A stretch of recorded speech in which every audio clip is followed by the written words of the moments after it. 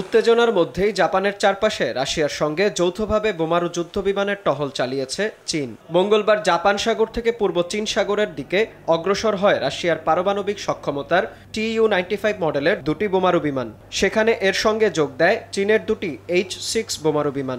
এরপর প্রশান্ত মহাসাগরে দূরপাল্লার টহল শুরু করে বিমানগুলো। মাঝপথে যুক্ত হয় চীনের আরও 4টি J-16 যুদ্ধবিমান। জাপানের ওকিনাওয়া ও মিয়াকো দ্বীপের মধ্যবর্তী আন্তর্জাতিক জলপথ মিয়াকো প্রণালী অতিক্রম করে দূরপাল্লার এই রাউন্ড ট্রিপ মিশন সম্পন্ন করে এগুলো। এদিকে নিজেদের আকাশসীমার চারদিকে দুই দেশের সামরিক টহল নিয়ে বেশ উদ্বিগ্ন জাপান।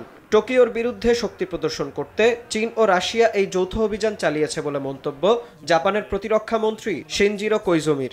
এ সময় নিরাপত্তা শঙ্কার কথা উল্লেখ করে শিনজিরো জানান, এয়ার ডিফেন্স আইডেন্টিফিকেশন জোন অনুযায়ী প্রয়োজনীয় ব্যবস্থা নিচ্ছে জাপানের বিমান বাহিনী। 私が15年間無派閥で来てこの総裁選に挑み、私のもとにあらゆる旧グループ、旧派閥、そして無派閥、多くの議員が集まってくれています。